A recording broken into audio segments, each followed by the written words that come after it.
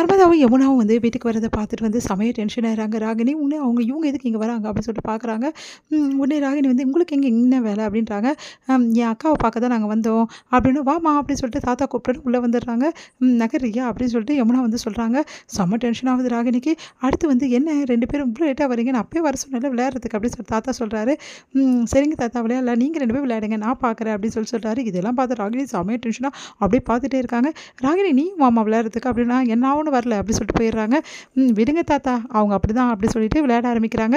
2 பேருமே விளையாடும் போது வந்து நர்மதா தோக்குற மாதிரி ஆயிடுறாங்க. உடனே அந்த டைமில் நம்ம காவேரி அங்கே வந்து நர்மதாவுக்கு சொல்லிக் கொடுக்குறாங்க. அதை பார்த்துட்டு வந்து யமுனா வந்து அக்கா நீங்கள் இப்படி பண்ணாதக்கா அப்படி சொல்கிறாங்க. நான் அப்படி தாண்டி பண்ணுவேன், அவள் குழந்தைடி அப்படின்னு சொல்லிட்டு இருக்காங்க. உடனே வந்து விஜய் வந்து யமுனாவுக்கு சொல்லித்தராது.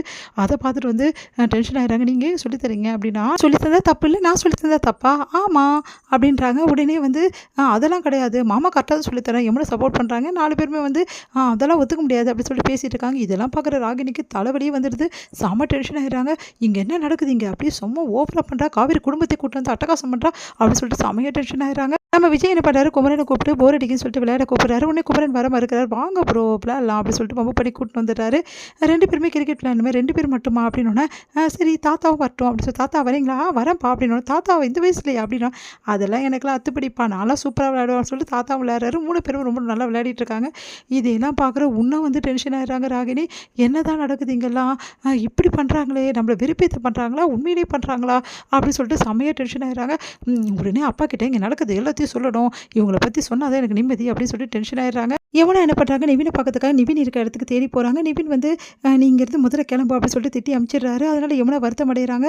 இது எல்லாத்தையும் காவேரி பார்த்துட்டு செம்மையாக டென்ஷன் ஆகி வந்து யமுனாவை கூப்பிட்டு கேட்குறாங்க. அப்போ யமுனா நடந்த விஷயத்தை எல்லாத்தையுமே வந்து அவங்க லவ் பற்றி சொல்லி அழுகிறாங்க. சரி நீ கவலைப்படாது அப்படின்னு சொல்லிட்டு இருக்கும்போது கரெக்டாக ராகினி விட்டு கேட்குறாங்க. ராகினி பார்த்து செம்மையாக டென்ஷன் ஆகி நம்ம வந்து என்ன பண்ணுறாங்க, காவேரி செம்மையாக திட்டி விடுறாங்க.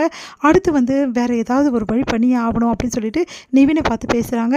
நிவின் வந்து நடந்த விஷயத்தை எல்லாத்தையும் சொல்கிறாரு. அவள் படிக்கணும்னு தான் நான் அமைதியாக இருந்தேன், மற்றபடி நான் வந்து அவகிட்ட எதுவுமே சொல்லலை அப்படின்னோடனே எனக்கு தெரியும் உங்களை பற்றி எனக்கு தெரியாதா அப்படின்னோடனே அப்படியே வந்து மனசு சந்தோஷப்படுறாரு நம்ம நிவின். இங்கே பாருங்கள் நான் அதுக்காக சொல்லலை, அவள் மனசில் இந்த மாதிரி என்ன இருக்குது, ஆனால் வந்து அவள் படிக்கிற பொண்ணு கொஞ்ச நாள் அதெல்லாம் மறந்துட்டு படிப்பில் கவனத்தை சரியாயிடுவா. நீங்கள் வந்து அவகிட்ட பேசாமல் இருக்காதீங்க, பேசுங்க. அவளுக்கு வந்து நிறைய அட்வைஸ் நானும் பண்ணுறேன், ஆனால் வந்து அவளுக்கு வந்து நான் புரிய வைக்கணும், அவள் படிப்பு ரொம்ப முக்கியம், அதுக்காக தான் நான் சொல்கிறேன். அவள் சின்ன பொண்ணு ஏதோ தெரியாமல் பண்ணுறான்னா எனக்கும் புரியுது அப்படின்னு சொல்கிறாரு. சரி ஓகே அப்படின்னு சொல்லிட்டு நம்ம பார்க்குறாங்க. அப்போ வந்து என்ன பண்ணுறாங்க, அட்வைஸ் பண்ணுறாங்க நம்ம காவேரி. இங்கே பாருங்கள் நீங்கள் வந்து விஜயை ரொம்ப மீட் பண்ணுறீங்க, நீங்கள் 2 பேரும் என்ன பேசிக்கிறீங்க எனக்கு தெரியல, ஆனால் விஜய் மீட் பண்ணாமல் இருக்கிறது உங்களுக்கு நல்லது அப்படி சொல்லிட்டு போகிறாங்க. அதை கேட்டு வந்து மனசு கஷ்டப்படுறாரு நம்ம நிவின்.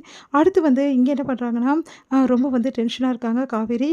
என்ன பண்ணுறது ஒன்றும் புரியலையே அப்படின்னு சொல்லிட்டு யமுனாவை மீட் பண்ணி பேசுகிறாங்க. யமுனாவுக்கு ப்ராமிஸும் பண்ணுறாங்க, கண்டிப்பாக உன்னையும் வந்து நான் நிவினையும் சேர்த்து வைப்பேன், அதனால் கவலைப்படாமல் இரு, கவனத்தை வந்து படிப்பில் செலுத்து அப்படின்னு சொல்லிட்டு அட்வைஸ் பண்ணுறாங்க. தேங்க்ஸ்க்கான்னு சொல்லிட்டு யமுனாவும் கட்டி பிடிச்சிக்கிறாங்க.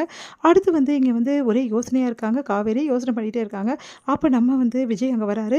விஜய் பார்த்துட்டு காவேரி ஒன்றும் புரியாமல் அப்படியே யோசிக்கிறாங்க. என்ன காவேரி என்ன டென்ஷனாக இருக்க அப்படின்னு சொல்லிட்டு கேட்குறாரு. ஒன்றும் இல்லை அப்படின்றாங்க. சொல்லக்கூடாதுன்னா ஓகே அப்படின்னு சொன்னோன்னே சொல்லக்கூடாதுன்னு ஒன்றும் இல்லை, யமுனா தான் ஒரே டென்ஷனாக இருக்கா, அதனால் அவகிட்ட பேசிட்டு இருந்தேன் அப்படின்னோடனே ராகினி வந்து சைடு வந்து அப்படியே வந்து பார்த்துட்டே இருக்காங்க. இதையெல்லாம் பார்க்குற வந்து நம்ம காவேரி செமையாக டென்ஷன் ஆகிறாங்க. இவளுக்கு இதே வேலையை போச்சு, ஏதாவது ஒன்று பண்ணணுமே அப்படின்னு சொல்லிட்டு அப்படியே வந்து ஹக் பண்ணிக்கிறாங்க விஜயை. விஜய்க்கு ஒன்றுமே புரியல. அப்படியே அவரும் அப்படியே வந்து தன்னையும் மறக்கிறாரு. இதை பார்த்த ராகினி வந்து செம கடுப்பாகிறாங்க. 2 பேரும் என்ன இவ்வளோ ரொமான்டிக்காக இருக்காங்களே அப்படின்னு சொல்லிட்டு செம கடுப்பாக அங்கே வந்து போயிடுறாங்க. அதை பார்த்துட்டு சிரிக்கிறாங்க காவேரி. என்ன காவேரி எதுக்கு சிரிக்கிற அப்படின்னு சொன்னோன்னே ஒன்றும் இல்லைங்க, நம்ம 2 பேரும் ஹக் பண்ணுறதை பார்த்துட்டு ராகினி விட்டா பாருங்க ஓட்டம் அப்படின்னோடனே அப்போ ராகினிக்காக தான் ஹக் பண்ணி ஆமாம் சாரி நான் தெரியாமல் ஹக் பண்ணிட்டேன் அப்படின்னு சொல்லிட்டு போயிடுறாங்க. விஜய் வந்து மனசு கஷ்டப்பட்டு அப்படியே யோசிக்கிறாரு. இதோட முடியுது.